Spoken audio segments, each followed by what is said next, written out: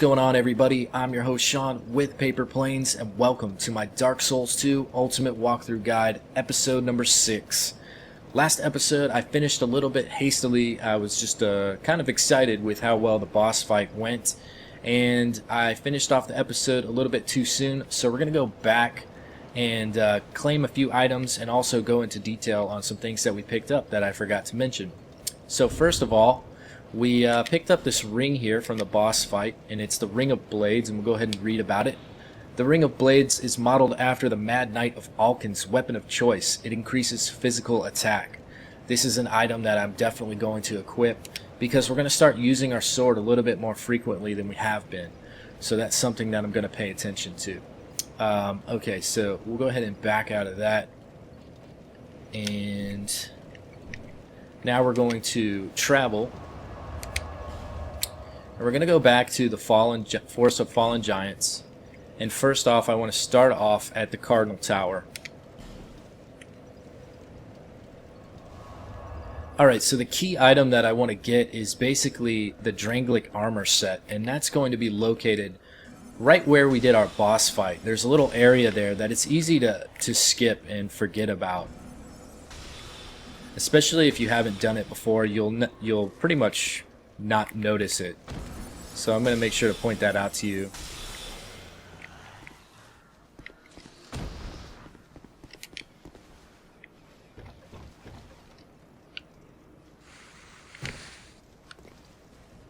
Alright, so we're going to make sure to ranged attack this guy over here.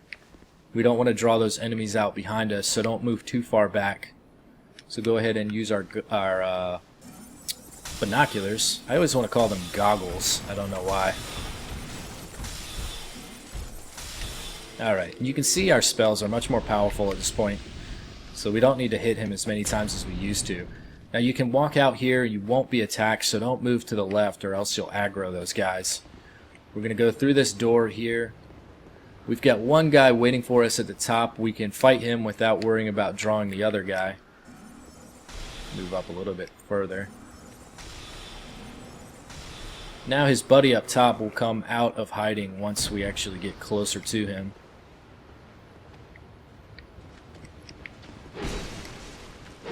Oh, can't miss that badly. I love that attack. He just looked like he was done swinging over there. Okay, so we're going to go up the stairs. Now, there's no more enemies because this is where the boss was located. And of course, once you kill the boss, he's not going to be here again. And where we're going to move is through this hole in the rocks. And like I said, this is something that if you're not knowing to look for this, you might not even see this and think that you can move through here. But of course you can. And now there's two things that we need to discuss in this area. Actually, three. This tree here, sometimes if you examine it, it's holding an actual seed of the fallen giants. And what that is it's an online play item. You can actually receive it as a starting gift. Some people choose that. I, of course, instructed you otherwise. But what it does is if someone invades you and you consume that item, the enemies, not the player invader, but the actual monsters located in the area where he's invaded you, if they're still alive, if you haven't killed them all already, if you consume that item, they will actually attack him as well. So that's a good thing. This right here is a crow's nest, and this will actually take you to a new zone. This isn't necessarily an area that you're going to go to yet. If you want to activate the bonfire over there, that's fine, but we're not going to bother with that just yet. We'll be back to here a little bit later on. So next thing that you need to do is just drop down onto this ledge here. And you can see down below, we've got a soul item here. And this is a great score for anybody that's a melee fighter or it's going to be doing a lot of warrior style combat. So here you can see we've got the Dragonslayer sword and the armor set. So let's go ahead and take a look at all that gear that we just picked up. So sword is, where are you at, sword? There you are. Okay, this sword takes a lot of stats. It takes 25 strength and 20 dexterity. But you can see here that it's got a great scale of A for dexterity. So The higher your dexterity, the more damage you're going to be doing with that. Let's go ahead and read about it a little bit. A great sword of Drummond, royal army captain, an old and unadorned sword perhaps, but the pride and joy of this venerable captain, an heirloom passed from grandfather to father, and then from father to son. Drummond and those before him used this sword to repel those who would threaten their great land. So this is an awesome item, but we're not going to be using this for a very long time because we're not going to be investing in those stats just yet. Obviously, we've planned on being a sorcerer. We've planned on using some kind of melee weapon, but you don't want to get too invested in one track, or else you kind of become that specific type of player. So you want to know where you're going in the future of the game. So do I want to be a caster? Do I want my spells to do more damage? Or do I want my melee attacks to do more damage? What's my primary attack going to be? So your first playthrough, I kind of suggest building an all-around character, and that's kind of what we're doing. We'll be more casting centric, but we're going to try to be versatile. And the point of that is to decide, okay, well, I played an all-around character, and maybe I found myself using the swords more often than anything else. So then you can say, okay, well, I'm going to scale my character towards that area. So it suits your playing style more that way. And you don't really know what you're going to like until you try everything. So an all-around character on your first playthrough is my favorite suggestion for you guys. Okay, so we can back out of that and let's check out the armor set. We'll just look at a few pieces here. Where you at? I don't know why. I guess it's not called the Dragonslayer helm, but here's the mail, and you can see just the huge difference. Obviously, we're wearing a pretty weak item right now, but the cloth armor or medium armor compared to this heavy mail armor is night and day. But the weight restrictions are huge. So you can see right now, our chest piece costs us 3.3 stones to wear.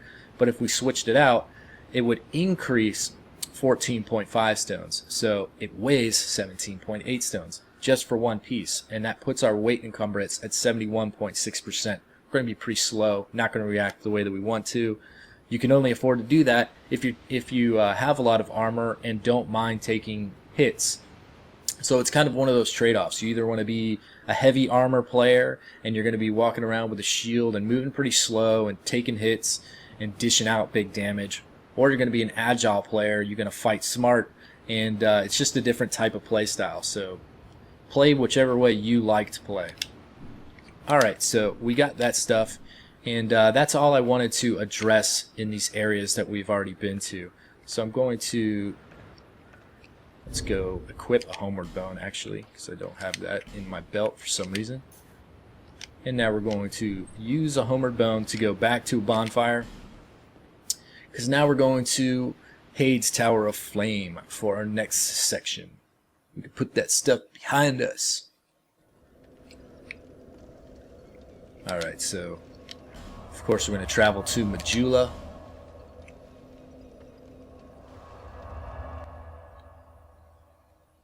Now I have a feeling some of you might be wondering where your vendors have gone, and if you are here and you don't see this vendor here, make sure that you go back to the Cardinal Tower and talk to this vendor as much as you can. Exhaust their conversation options. That's why they are located here now. Okay, so to get to the Heide Tower of Flame, we're going to run over here. This is another area. I mean, it's kind of hard to know where stuff is located. I know that NPCs will tell you stuff, but a lot of people don't hold on to that information, especially if you take a few days from playing one session in between another. You're going to forget a lot of that stuff. So it's unfortunate that they don't give you a kind of quest log or notepad or anything like that where your conversation bullet points from NPCs will be transferred over to some kind of diary where you can go back to your inventory and look at that stuff like most games will do. But it is what it is. I happen to know, so you guys are lucky that you can watch this and figure things out. So here's the chest real quick. Grab that. Now we've only had one chest trapped to deal with so far, so it hasn't been too tricky at this point. And I'll be sure to point out all the dangerous chests in the future, but we're not going to be coming across any of those for any time soon. So we'll look at the Crimson Parma that we just picked up. And this is an early level shield. It's not going to be something that you're really going to use compared to the items that we already have. But let's go ahead and check it out. A standard wooden Parma. The fancy name and nifty paint are surely a merchant's effort to make this very ordinary shield more attractive. And that's pretty much what it is. It's just an ordinary shield, and it's got a unique look to it. So if you're playing the game to look fancy, maybe you want to wear this shield for now, but that's not my style. So this is also obviously an item that you can pick up very early in the game without having to do anything. Once you enter Majula, you can run it down here and get the shield. But that's not something that I pointed out as a necessity, because you can obtain better shields almost as soon with little effort as well. So there's really no point to it. Alright, so you see here we've got this door. We're not going to be able to just open it on our own. There's a mechanism here. And the good thing about most of the areas in this game is that once you open a door, there's also a reverse lever on the other side of it. So don't ever really feel trapped too much. I know a lot of the doors will close behind you and give you this horrible feeling of, oh shit, I'm stuck here. What if I need to go back? If that ever is the case and you get stuck in an area, that's the great thing about having something like a homeward bone, is because you'll be able to get back out of there without getting stuck or losing your souls. Alright, so we just picked up the Broken Thief Sword. Obviously, an item that says it's broken isn't going to be much of an improvement to anything. Let's locate it here. Why is it... I need to dump this stuff in my inventory box. So you can see here, this thing is kind of a piece of garbage. A broken straight sword handled as a dagger due to its length. This inexpensive sword is terribly worn, but nevertheless a favorite amongst thieves. So yeah, this is just something that you want to mess around with, mess about, play with crappy weapons. That's your choice. It's your money. Alright, so let me point out the lever to get out of here if you so wanted to do that. So if you're stuck in here for whatever reason and you want to go back, there's this lever up here. You just pull this guy and it's going to open up for you. But there's no reason to go backwards. Not for us at least.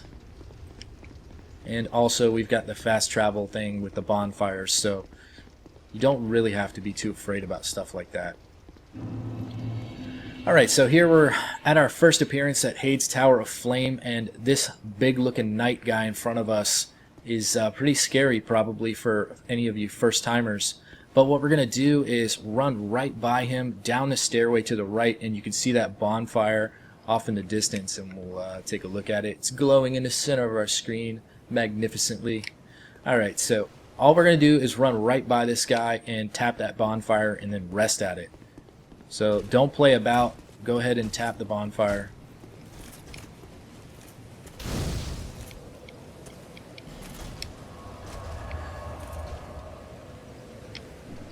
Almost fast traveled. I was just pressing A so quick. Okay. So now we've rested. That means he's reset to his location. Obviously we're in a human form, so we could summon people if we want to, but there's no need to do that. So I want to point out to you how simple these knights are to fight. And we're going to use melee to fight anyone with a shield. So we'll go ahead and double hand this weapon. Just target them and strafe to the right. And then get behind their back.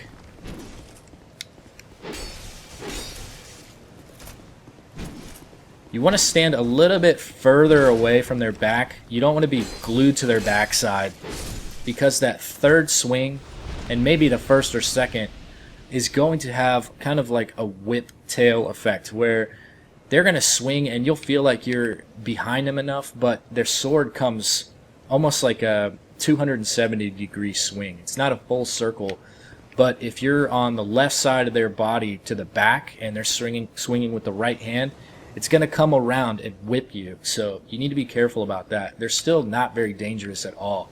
They just look scary. So whether they're holding a shield, a mace, or a great sword, they all attack the same way, as far as you can circle to the right and wait out their attacks and deal damage. But the one thing that you want to be sure of is you're fighting in an area with plenty of maneuverability. This area is ideal because there's lots of space and you're not going to fall off, hopefully. But if you get further on into this area, as you'll see, there's going to be a lot of narrow passageways, and you don't want to fight too close to them, circling and strafing at that point, especially when you're auto-targeted, because when you lock on with your camera, if the enemy makes a funky move, you kind of adjust to it, and it pulls you off your path, and that's when it's easiest to fall to your death. Anything without a shield, hence this guy with the hammer, or the guys in the future with great swords, are best to take down with our ranged attacks, so we can get in a lot of easy shots right off the bat. And it takes him a while to get to us, thankfully, to these barricades right here. But he's just as easy to take out melee as he is with the sorcery. So you can see it takes a lot of spells to hurt him, but that's plenty fine because we're not going to be casting too many in this area also. And that is a great item there. We've got the Sublime Bone Dust. And we're going to read about that in a second and actually utilize it. First I want to loot this guy before we forget. Just some stuff that we've gotten before there. Okay, so let's go ahead and take a look at that item that we just picked up. It's this funky looking thing right here. Sublime Bone Dust. Charred ashen bones. Cast them into the far fire in Majula to increase the hit point restored with each use of your Estus flask. They say there are the remains of a saint. They say these are the remains of a saint who cast himself into the bonfire. But we will never know for sure, for soot and ashes tell no story. That is one bad way to go. Alright, so thankfully this saint decided to suicide himself into a bonfire so we can actually improve our Estus flask.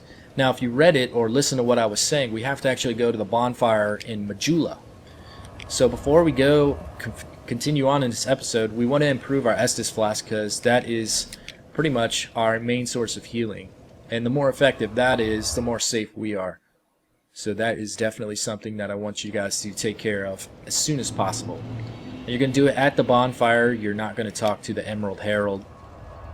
You go to this burn section here, and you will burn the Sublime Bone Dust. Hey buddy. Alright, so it says here, some force has strengthened the Estus flask. Back out of that. And now when we go down to our Estus flask, you can see we have 4 Estus flasks plus 1. So we still have the same amount of Estus flasks, except this Estus flask is now more potent. So it's going to heal more health points than it did previously. Excellent. So now we can travel back to the bonfire that we just came from at Heide's Tower of Flame. So that wasn't too much out of the way. Thankfully, the fast bonfire travel system allows us to do things like this and not take up too much time.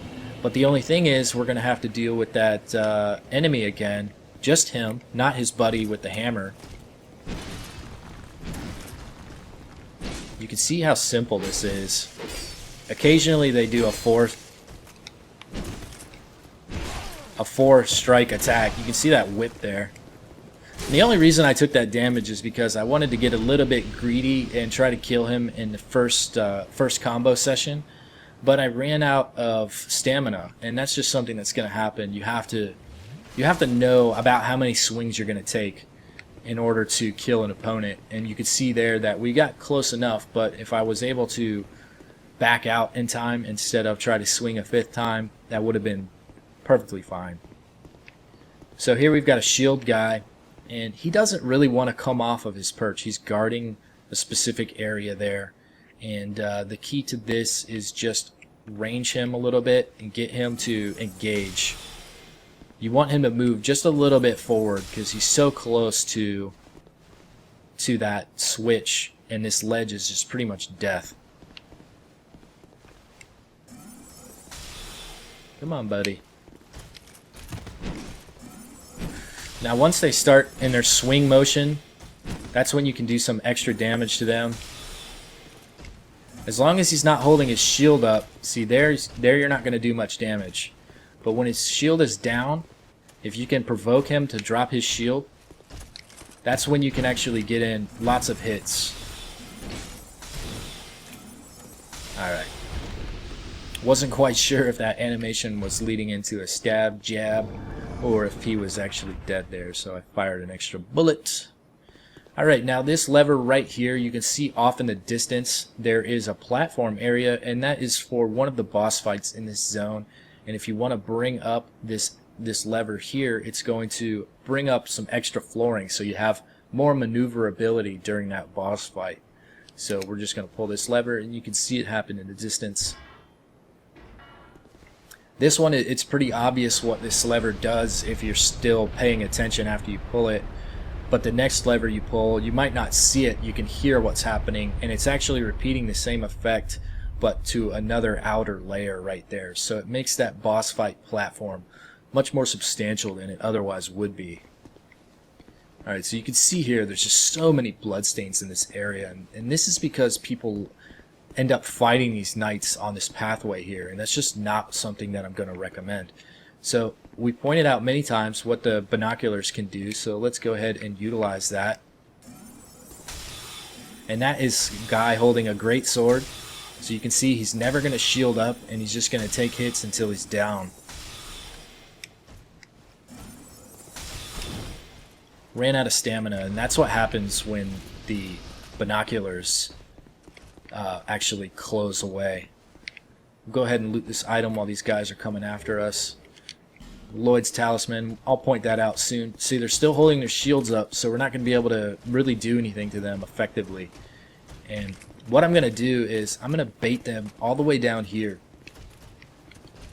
And once they get down here, I'm going to move past them.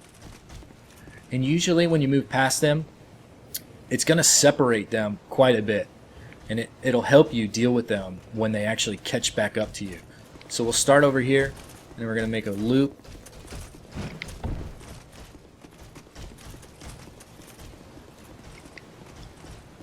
You want to run as much as you can. Obviously your stamina is going to dip pretty quickly, but we do have the Chloranthy ring equipped, so that's going to help us. Grab this item that the Greatsword Knight dropped. And you can see they take forever to catch up, but they're separated a little bit. So the reason that we want to kill them and not just leave them is because when we kill them both, they're going to drop another lever, or not drop it, but they'll activate the other lever, which helps us for the future boss fight.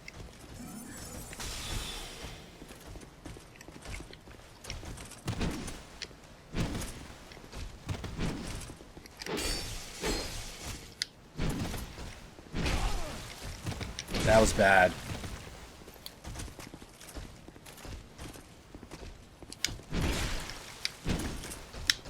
I need to heal before I mess about too much here.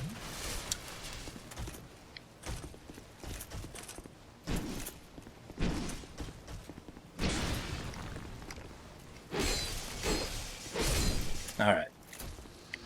Now this next guy will be a piece of cake we don't have to worry about. His buddy. So once you get actually in the mode here of strafing, the fight becomes super simple. Typically you'll take 2 swings.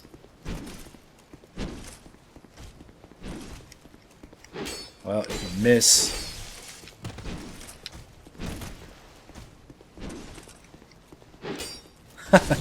I still don't have the range down for this weapon yet. I just feel like I'm really going to make connection there, but here you can see this is where the second lever comes up, and you can see off in the distance, if we watch it, we'll be able to see the effects of what it does. And you can see how easy it would be to miss what that does. Obviously a lever this far away, you might be expecting it to do something in this room that you're currently in, but no, it has the effect of raising up another layer over there. So I remember when I first played this game, I pulled that lever and I was looking all over the place for what it did. And what I personally thought was it opened up this area here. But that's actually not the case. That area is already available. So let's actually take a look at the inventory that we just picked up, specifically the Lloyd's Talisman. And if you're not familiar with the Dark Souls series, this is actually an item that was in the previous game. And you can see here that it says talisman used by cleric knights, blocks Estus recovery within a limited area. It is said that the cleric knights used these talismans to hunt down accursed undead. Cleric knights fight with pride, and by blocking the recovery of the undead, they can also fight with impunity. Essentially, this is a PvP item. It's also used for fighting humanoid type enemies that actually drink Estus flasks. What this does is if you make a successful hit with this item, you basically throw it like a grenade. But if it explodes in a radius of the enemy in the correct way, it's going to prevent them from using their Estus flask. So essentially the Estus flask will have no purpose until the effect wears off. So you're typically going to use this if you're PvPing and somebody, if it's a duel, then most of the times players aren't going to use an Estus flask anyway. It's kind of like an honor system. But if they do, it's one way to prevent that. Also, if you're invading a host and they're trying to heal, that's one way to disrupt that as well. Now, it's also a great way to prevent a tough enemy from doing that. Sometimes you'll fight a really heavily armored enemy with lots of hit points, and they might use an Estus flask, and all that hard work that you put in to whittle them down goes away like that. So it's something that you have to be aware of and know which type of enemies will actually use an Estus flask. So it is something that you probably won't use, but you should use. So be mindful of that, and if you see an enemy that's giving you a hard time because they're healing, remember that you have that item in your inventory. Alright, so we've got two guys, and they're kind of tied together, but we can actually deal with this guy really easily. He's just a great sword knight, and of course he's not going to block any of our damage, and he's just going to move right towards us. So this guy is about as simple as you're going to get. And then his buddy's coming at us. So we can go back to our sword and fight him just as we fought the other ones previously. So there's no real danger here. You can see how slowly I'm just walking around him. Now we're a little bit close to the wall there, so I wanted to give us some space so we can actually circle around him, because we didn't have the opportunity to do that at that time. So now we can, well, if you didn't do that jab, we could have closed in a little bit faster, but the jab also exposes him a lot longer as well, so that is something that you want to see him do, because if you're fighting him the way that I'm instructing you, that jab is totally pointless. You're already behind him, so he's just extending himself for a longer duration of time. Okay, so now that we've killed these two guys, we're going to go down this broken staircase. Don't go into the sweet, enticing pool below, because you can't swim. You can do everything but swim in this freaking game.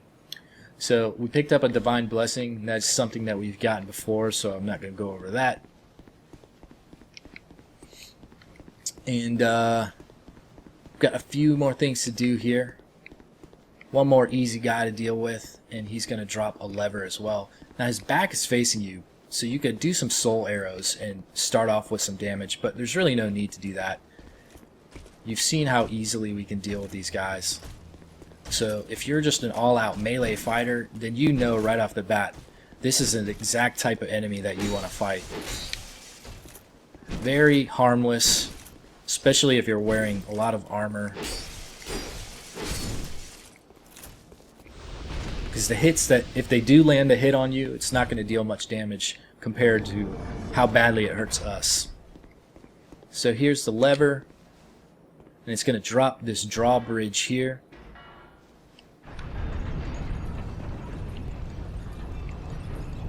Boom. That's pretty awesome. This is a really beautiful place, and it's unfortunate that the game on consoles doesn't look anything like this good here. I actually, I still have this on PlayStation 3, and I went back to mess about on it for a little bit, and I couldn't believe how bad it looked after playing on PC. It just looked like garbage. I was really disappointed, and there's a lot of stuttering, and it's just... you guys that don't game on PC, I'm so sorry. So here we go. We've got an important ring here. Let's go ahead and check it out. The Ring of Binding. We're not actually going to equip this because we're in human form, but what this does is an unusual ring of unknown origin, limits the wearer's hit points reduction when hollow. Alas, the ring will not make you human. What is lost is not easily retrieved. It's kind of vague. It tells you a little bit about what it does, but not very specific. So basically, what you need to understand is when you go hollow, right now we're in human form, so our health bar is at maximum capacity as far as how much hit points we're allowed to have. So if we were killed, the hit points would become reduced upon revival. Not in human form, but we'd be hollowed. So while we're hollow, each time that we die, we lose a little bit of our maximum health pool. And that stops at 50% health. It's basically being cursed, essentially. So once we get to 50% health, that is where the health pool stops decreasing upon death. With this ring equipped, that health pool decrease stops at 75%. So it's pretty substantial. If you're not using a lot of human effigies, if you don't want to be in human form as much for whatever reason, then this ring is going to become your best friend. If you die a lot, you're going to want to wear this because it keeps your health pool 25% higher than it normally would be upon lots of deaths. So this is an item that if you struggle with the game, if you die a lot, this is something that you're going to want to have in your inventory. We will probably never use this ring, however, so just don't be looking for me to equip that. If I'm equipping that in this walkthrough, we're having a bad time. So next is the Fog Gate here, and there is an actual NPC that you can summon, and the NPC is located all the way over near the next boss fight, and I don't suggest that you get this NPC at all. There's no reason to need him, and also if you're in a hollow form, that means you have to burn a, or not burn, because technically I was speaking of burn in a sense of wasting a human effigy, but you can actually burn human effigies in this game, so I probably shouldn't say it that way. But you'd waste a human effigy if you don't want to be in human form. So the Fog Gate here leads to the old Dragonslayer, and if you played Dark Souls 1, then you're going to recognize this familiar person.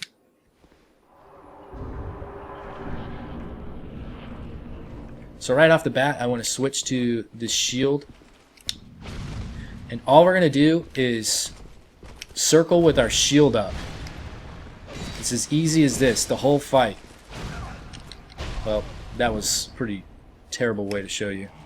Alright, so we're going to back out of that attack, heal up, and we want to stay central in this area as much as possible. Now that attack is going to break... God damn it.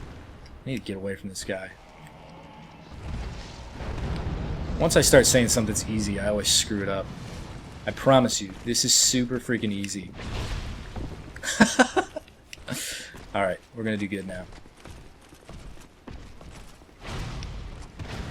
Now that I heal, I can focus on only the fighting. So you're just going to keep strafing to the right with your shield up. Try to stay as central as possible.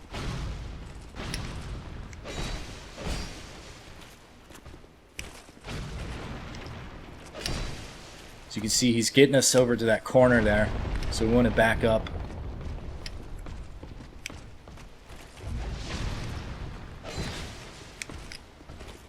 Every time he backs up, we're going to back up and let him come forward to us.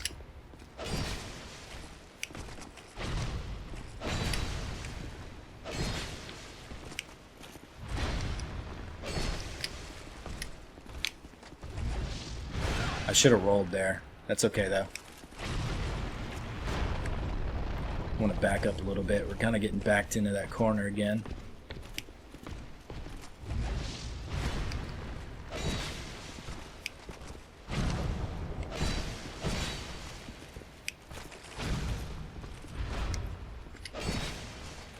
All right.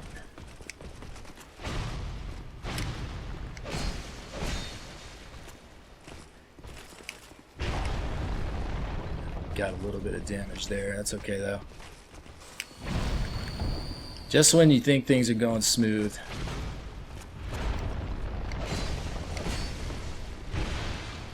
Got a little greedy there. Shouldn't have done that.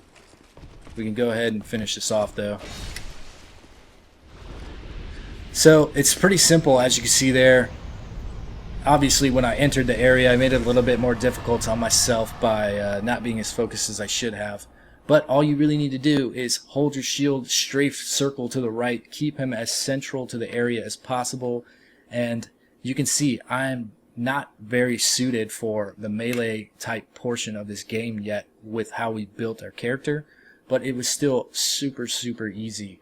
So we've got a decent enough weapon that we've improved so we can do pretty substantial damage, and our shield is just good enough to survive the first attack. You don't want to take multiple attacks because it's going to break your guard and you're going to take a lot of damage, but it's good enough to deal with that first blow, and that's all you need to know about, because after you take the first hit, if you're still strafing, circling right, he's going to miss you every time. So if you're doing that successfully, then you're not going to have to worry about a thing. Now, if you're fighting with the sorcery, it's the same tactic essentially. You're going to circle and strafe, and the only difference is when he's a little bit further away from you, you can still hit him. You can hit him up close, and you can hit him from far away. So the only problem with fighting him with sorcery, in my opinion, is it teaches you to take unnecessary risks. So you might be in the middle of a cast when the enemy wants to take one of those lunging attacks, and it leaves you too exposed. So when you fight the melee tactic, you're only going to be swinging when you're in close and at his back after he's finished a combo. So that way it teaches you to attack when he's most vulnerable and not enticing you to take a gamble when you shouldn't and potentially cause you to die. So that's why I chose to melee fight him in this situation. So after the boss fight, you can see we got quite a few souls from that, and we also got a boss soul. So you can see here we've got Soul of the Last Giant, Soul of the Pursuer, and Soul of the Old Dragonslayer. So we've got quite a few boss souls left. We're still holding on to those for a later episode, so don't do anything with that just yet. Oh, this is the entrance, I'm sorry. I thought we were going out the backside. So don't just leave this area just yet. There is actually an NPC over here, and he is a Covenant leader for the Blue Sentinels. And in order to join the Blue Sentinels, you're going to need a token of fidelity. And the way you obtain a token of fidelity, primarily, there's multiple ways, but the best way to go about it to start off with is to use your White Sign Soapstone. So let's go check that out again, just to remind you guys. And this is an online play item. This is what you do. You leave your summon sign. As you can see, we've seen a lot of those by bonfires and outside fog gates for boss fights. And this is one of the primary reasons that people do that. Not only just to help you out and to have fun playing the game, but if you leave your summon sign outside a boss fight and you successfully help another player defeat the boss, you're going to get that token of fidelity, and that's how you're going to join this NPC's covenant. And if you talk to him without it, he's not going to be very interested in dealing with you. Transient being. This is no place for one such as you. Be gone. You are not needed. How rude. Normally, some of you would probably kill an NPC that starts talking to you like that in hopes that you get his awesome gear, but don't mess with him. Don't kill anybody yet. Wait. Be patient. You murderous fools. So he basically just repeats himself, but this time he reveals he's talking about being a member of the Blue Sentinels. So now you kind of have an idea of what he is. But you can't join him just yet because we haven't engaged in co-op helping kill bosses or anything like that. So if you want to find out more about this covenant, later on I'll release episodes on all the covenants and details regarding them. So let's go ahead and open up these chests. There's one here and one behind us. What do we got? Oh yeah. So we get the Heide Knight Iron Mask and a Tower Shield. Let's go ahead and look at this gear that we just picked up. There it is, the Heide Knight Iron Mask. And we can see here, of course it's an improvement. Armor-wise, pretty much everything's going to be an improvement of what we're currently wearing. But we're keeping on our gear as it is until further notice. So that's just to really look at the stats and everything. It's pretty nice, but not our thing. Now we can see the Tower Shield. Excuse me. Whoa. Okay. So we pick up this great shield, and this is our first great shield. It's much different than a parrying shield. The great shield actually does a shield bash instead of a parry, so it does a sort of attack instead of a counterattack enabler. So a metal great shield, very heavy and requiring great strength to handle, but provides excellent defense. One requires strength to handle a great shield, but they are very stable. In battle, one fights using shield bash instead of parrying, so it identifies that as well. As you can see, it took 30 strength to equip this item, so it's not going to be anything that we're going to be holding on to anytime soon. Go ahead and check out this inventory chest here. What do we got? A cracked blue eye orb, and I didn't explain what those were earlier because I knew that we were going to get this chest as well, so this is the opportunity that I wanted to explain this item. You can also get these off of the knights that we've been killing, so this is how you will accumulate these early on in the game, and they're kind of like the red eye orbs, except these you invade bad people. So online play item, invade the world of the guilty. Can only be used by members of the Blue Sentinels Covenant. Punish the guilty to strengthen the bond with your covenant. So these items are located here as well, specifically to give you an idea that, hey, this guy is related to the Blue Sentinels. What do we got to do to join him? So like I said, you're going to get that token of fidelity to join the Blue Sentinels. Then you can use the cracked blue eye orb. Now before we leave here, also we're going to navigate down below, and we've got a new bonfire to visit. And you can see, even though this is technically in the Heide Tower of Flame, this is actually an independent area, and we're going to notice that when you go to the menu. It says the Blue Cathedral, and then you can see here the Cathedral of Blue is its own travel point there. So when you travel, it's kind of like a world within a world. It's just a smaller outcropping of the Heide Tower of Flame. Awesome. So that's going to be it for this episode, everybody. I hope you learned something. If you liked it, click the like button. Subscribe to my channel if you haven't already, and follow me on my social media accounts. You can follow me on Twitter and Instagram. It's at PaperPlanesSean. I'll see you next episode. Take it easy. Thanks for checking out my video. If you enjoyed it, click the like button, share it with your friends, and subscribe to my channel and social media accounts to keep current with Paper Planes updates. Thanks again, and I'll see you next time.